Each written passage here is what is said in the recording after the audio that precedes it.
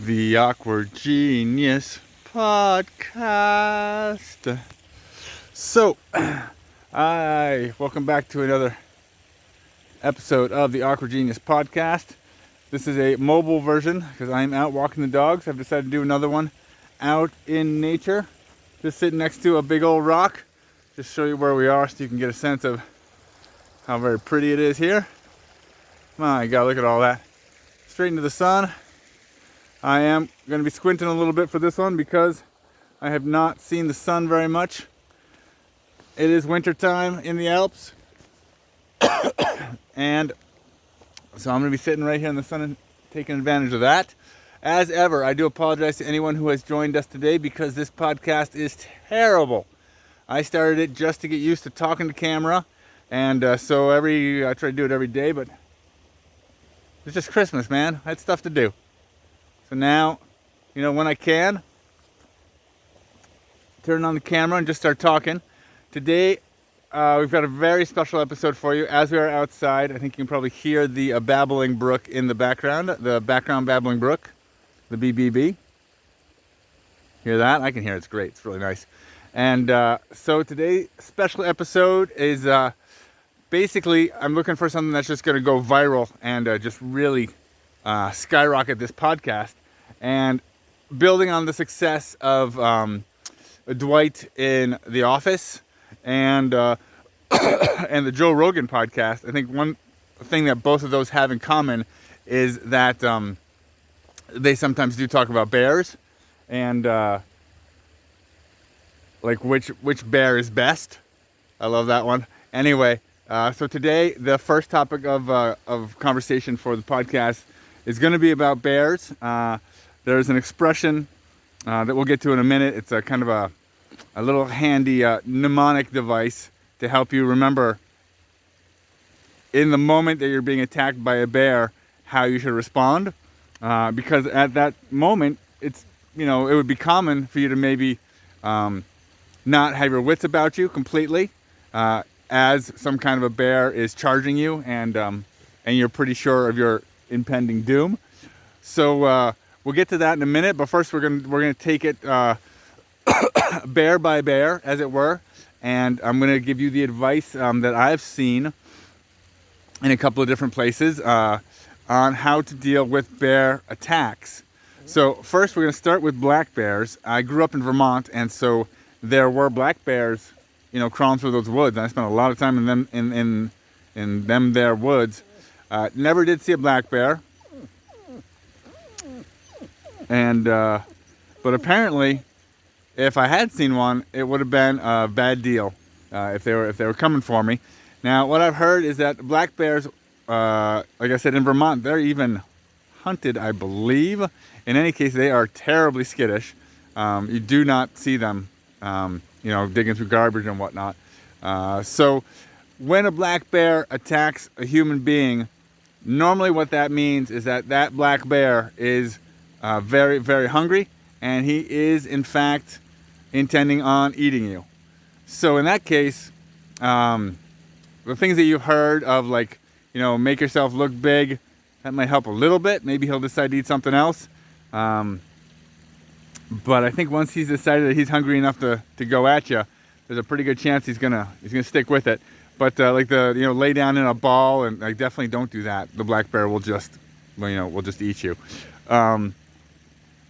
So if you are being attacked by a black bear, what you want to do is you want to use your bear spray. You want to take out your pistol or your shotgun or whatever firearm you're carrying, and just unload. Just take him down.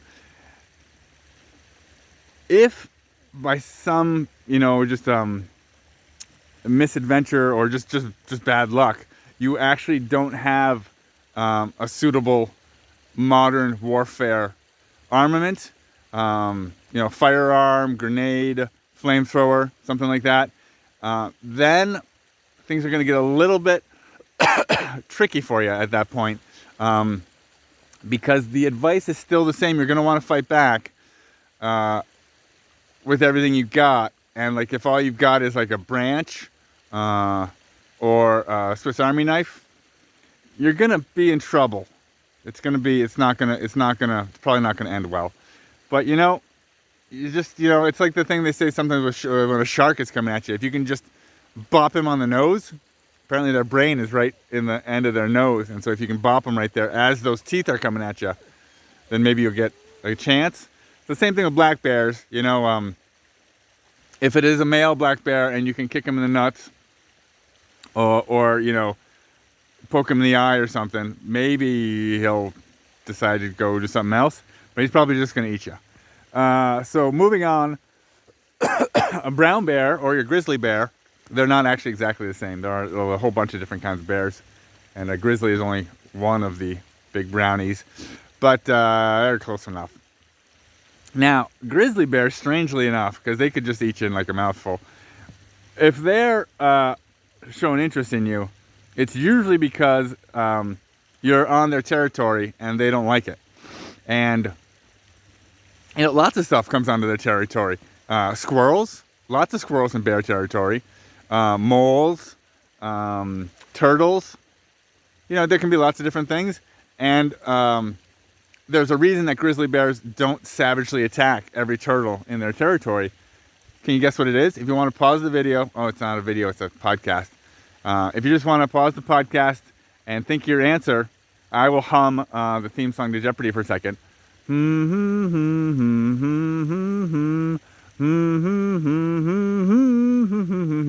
Okay, so have you gotten your answer? The reason that grizzly bears do not savagely attack turtles is because they do not consider the turtles to be a threat. Like, obviously they can't have their territory devoid of any living creature. They just don't want anything that's going to be a threat to them, or more importantly, their cubs, because not very many things are a threat to an adult grizzly bear. They stand 9 feet tall and weigh 1,000 pounds, I believe. So, with this in mind, what's happening when a grizzly bear is showing some interest in you, the charging they do is to basically get you to, one is to get the frick out of there. So if you can back away slowly, go ahead and do that. If this puppy comes up on top of you, this is the one where they say you want to lie down in a fetal position. And hold on, my dog got unattached, and he kind of tends to take off if I leave him. Oh, stay with us, little man.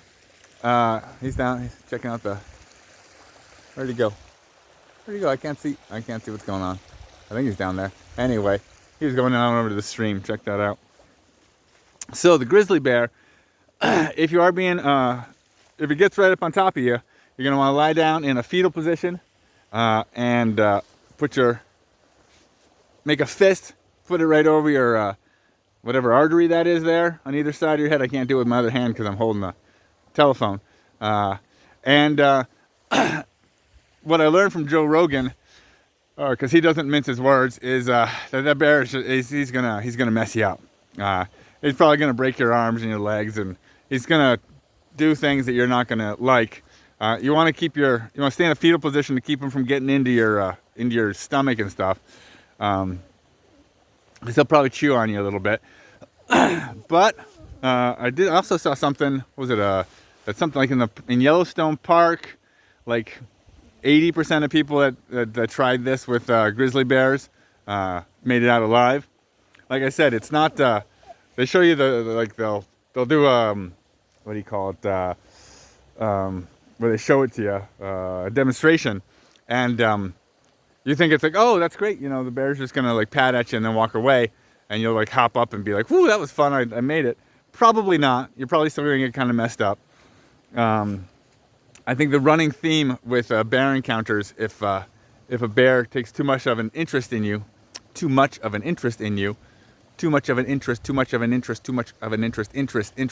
just working on my pronunciation. Sorry about that. I told you this podcast was going to be terrible. So if you're still here, I mean, at some point that's on you and not on me. Yeah, if a bear takes enough of an interest in you, it's not usually going to end well. Which brings us to our third bear in the pantheon of bears, which is the polar bear. Now, polar bears, they are a little bit bigger than grizzly bears. They're much faster than we are, and if they come at you, unlike a grizzly bear, they want to eat you. Unlike a black bear, you have absolutely no chance of doing anything about it. Unless, like I said, for the black bear, you happen to be packing a bazooka or maybe like a high caliber automatic weapon would do it, or a very high caliber like rifle if you get the shot off correctly. Shotgun, maybe, probably not. He's basically just gotta charge through that one blast, and then you're no longer a threat once he gets on top of you. So with the polar bear, basically the advice is just if he's far enough away, you whip out your telephone and maybe call the people you love and let them know it's been a fun ride. You can maybe pee in the snow, I've always loved you, whatever your last words want to be, because that's probably going to be the end of it for you. So I mean, that's just polar bears. That's just how polar bears are. They're big, and there just ain't much we can do about it. So like I said, when any kind of a bear is cold charging you, there's a pretty good chance that you're gonna not have your wits about you. And so I don't know who came up with it. I'm sure it's been around for a long time, but there's actually a very handy little I don't know if it's mnemonic or if it's just a rhyme. It's kind of like a nursery rhyme that you can, as the bear is charging at you, you can go over in your brain so you can figure out what your correct response should be. And that is, if it's black, fight back. If it's brown, lay down. If it's white, say good night. So that's how you can remember what you need to be doing if there is some kind of a bear attack. Where I live now, we actually don't have bears in the Alps. Wolves are just coming back. We have a lot of different kinds of mountain goats, which are pretty cool. And then, I don't know if there must be turtles. I saw turtles in a park in Switzerland. So it was like a zoo. Switzerland's amazing. It's such a rich country that they have these open air zoos that are just free. You just walk in, and they've got the animals, like they would in a zoo in different enclosures. But you just walk in and take a walk around and check out the animals. And at the end of the whole little walk, they've got the what do you call it? The turtle pond. It's a pond, and it's full of turtles. So I guess we probably do have turtles. I always wondered about beavers too. Some of the very the stuff I'm assuming is maybe only in North America, because some of the things that are in North America we don't have over here. Maple trees, just don't do it over here. So we have, there are maple trees because the Acer genus or family of trees is quite large. There's quite a few of them. What I'm talking about is the sugar maples that were so prevalent and iconic in the Vermont area. We don't have sugar maples over here, and so all of the maple syrup that I get has to be imported either from Vermont or Canada, which is where apparently most of the maple syrup in the world comes from. I just had the thought, why don't they have sugar maples in Russia or in Siberia? You think it's cold like Canada and Vermont? And maybe they do. I'm gonna look into that. I will try and get that back to you in a later video.